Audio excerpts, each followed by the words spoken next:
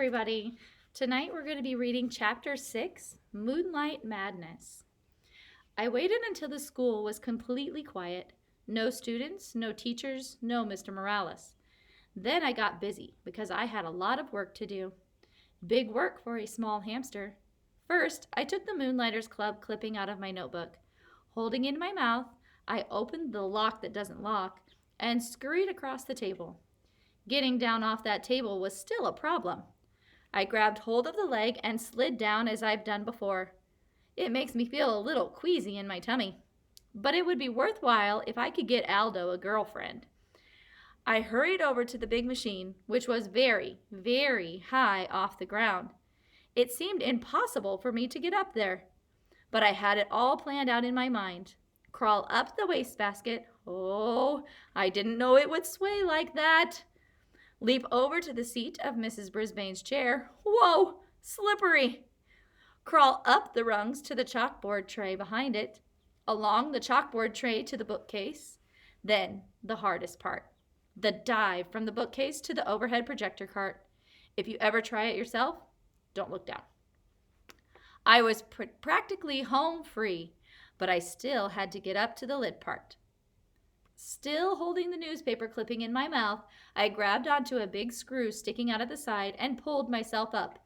Then I reached up as high as I could and just barely managed to touch the top. Good thing I've got big muscles, because I was able to P-U-L-L myself up. I was there. It was like climbing Mount McKinley, the tallest mountain peak in the United States. Ask Mrs. Brisbane. I quickly pushed the switch. I wished I had some sunglasses because I was suddenly surrounded by blinding light. It was like being inside a light bulb. I took the newspaper clipping out of my mouth and carefully laid it on the flat glass. Then I looked up at the wall and... No. Up on the screen was a picture of a car, and behind it there was jumbled up backwards writing. I realized I must have laid the clipping on the glass upside down. I quickly turned it over, and there it was. All the information about the Moonlighters Club right there on the wall, with the outline of the car behind it. Aldo would be coming soon, so I hurried back to the cage. It was faster getting back, because it was mostly downhill, until the very end, when I had to swing my way up the cord to the blinds and back to the table. I was panting pretty hard by the time I closed the cage door behind me. I didn't even have time to catch my breath before Aldo swung the door open. Whoa! Who left that on? He exclaimed as he entered. That thing could overheat. He hurried over to the overhead projector. Look at the wall! Look at the wall! I squeaked. But the words only sounded like hamster peeps. Aldo didn't waste a second. He flicked the machine off. All that work for nothing. But then a funny thing happened. Aldo turned the machine back on and looked at the wall. What's this? He muttered. Why did Mrs. Brisbane have this up here? Hey, nice car. He squinted up at the screen. Look, Humphrey, the Moonlighters Club, for people who work at night, like me. And me, I thought. I was still quite exhausted from all that effort. Aldo stared at the big ad on the wall for a while. Then he turned off the projector and went to work and never mentioned it again. Yes, I was annoyed. I had failed, but at least I had tried, which was more than I can say for one of my classmates.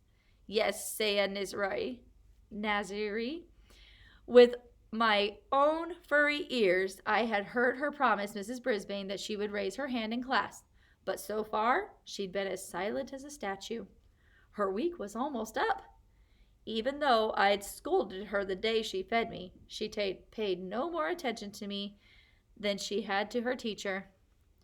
You should really listen to your teacher, even Mrs. Brisbane. And you should always listen to your hamster. I was worried about Aldo and Saya, but I have to admit my journey had been so tiring that, nocturnal or not, I slept soundly the rest of the night. The next day began in a very surprising way. I have something to share with you all, Mrs. Brisbane announced. She held up a postcard with a picture of colorful parrots perched in lush green trees. A postcard from Mrs. McNamara. Mrs. Brisbane would never call her Mrs. Mac. It says, "Greetings to my favorite class in the world, room 26. I am now working in a school here in Brazil. This country is beautiful and friendly. I really enjoyed talking with the parrots in the rainforest. I miss you all, especially my pal Humphrey. Lots of love, Miss Mac." Mrs. Brisbane had to say Miss Mac since that's the way the card was signed. Happy, happy, happy! Not only did Miss Mac remember me, she missed me most of all. Oh, and I missed her most of all, too. Especially every time I looked at Mrs. Brisbane and she glared back at me. Mrs. Brisbane showed us Brazil on the map, and it's far away. I'd like to be that far away from Mrs. Brisbane. My head was so filled with memories of Miss Mac that I only got 75% on my vocabulary test. After we graded the tests in class, Mrs. Brisbane said, "If you got 100% on the test, please raise your hand." That woke me up. What a clever way to get Saya to raise her hand, because she always got 100%. AJ raised his hand. Art raised his hand. Saya just stared down at her desktop. I was starting to get really mad at her. When it was time for map work, Mrs. Brisbane clicked on the overhead projector, and there it was, the Moonlighters Club ad right on the wall. Mrs. Brisbane wrinkled her nose, picked up the paper, and looked at both sides. Then she held it up to the light, and I think maybe she noticed those tiny, tiny holes my teeth had made when I carried it over there. Mrs. Brisbane looked over at my cage and wrinkled her nose again. Then she crumpled the paper and threw it into the wastebasket. She's smart, but she's also mean. She's not the only one. While she went on with her map work, wait for the bell, Garth Tugwell started making some very rude noises. Mrs. Brisbane didn't even turn around. When someone started giggling, she just said, "Stop giggling, Gail." So Garth's rude noises got louder and even ruder, and a lot of other kids giggled along with Gail. Suddenly, the teacher spun around to face them. "Very well. The whole class will stay in during recess for extra vocabulary words," she announced. Everybody groaned. "It's Garth's fault," said Heidi. "Raise your hand," Mrs. Brisbane snapped back. "You will all stay in during recess, unless the person making those noises wants to step forward and admit it." Nobody said a word, but everybody glared at Garth, including me. "Okay, I did it," he said. "Raise your hand," Heidi whispered loudly. "Very well, Garth. You, Heidi, and Gail will stay in during recess," the teacher said firmly. Heidi and Gail protested until the bell rang, but all three of them stayed in during recess. Instead of making them do extra vocabulary words, though, Mrs. Brisbane let them rest their heads on their desks. After she lectured them about their behavior, of course. All this commotion had made me a little hungry, and for some reason I hadn't been fed yet. So I decided to squeak up for myself. Mrs. Brisbane turned and pointed at me angrily. "I don't need any trouble out of you either," she said. Heidi raised her hand. "I don't think he's been fed today," she said. Mrs. Brisbane told Garth to feed me. Then she dismissed the girls and told them to go outside and play for the rest of recess. So she wasn't completely mean to them anyway. She even trusted Garth to be alone in the room while she took some papers down to the office. I'd always liked Wait for the Bell Garth, so I was surprised when he started grumbling at me as he filled the water bottle and put some fresh mealworms in my cage. "One of these days, you'll get in trouble too," he said. "I'll see to that." "Huh?"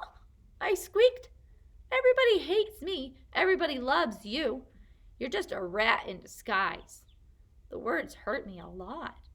Why would Garth say that?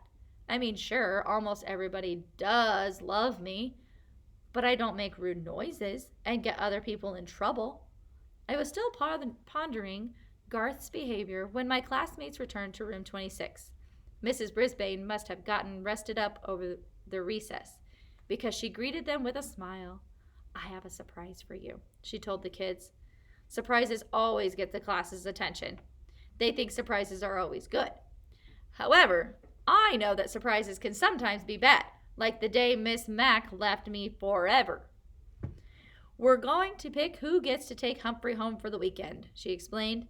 Now you all know whether your parents gave permission for you to bring him home. So if you'd like Humphrey this weekend, raise your hand now. Hey, hey, hey! You should have seen all the hands that went up. I could hardly believe my eyes. Miranda and Heidi and AJ and every single hand in the class, except Garth's. Even Saya Naziri raised her hand. Mrs. Brisbane noticed. Saya, do you think it will be all right with your parents? She asked. Saya nodded her head. I can't hear you, said Mrs. Brisbane. Yes, ma'am, said Saya. It was strange to hear her voice in the classroom. Mrs. Brisbane gave her a note to bring back from her family on Friday. I napped the rest of the afternoon, but whenever I woke up and glanced over at Saya's desk, I saw her doing something I'd never seen before. Smiling. Tip 6. You can leave your hamster alone for a day or two. Otherwise, find a suitable caretaker, or if possible, take your hamster with you in its own cage. A hamster can be very portable. All right, I hope you enjoyed our reading, and I will see you all tomorrow.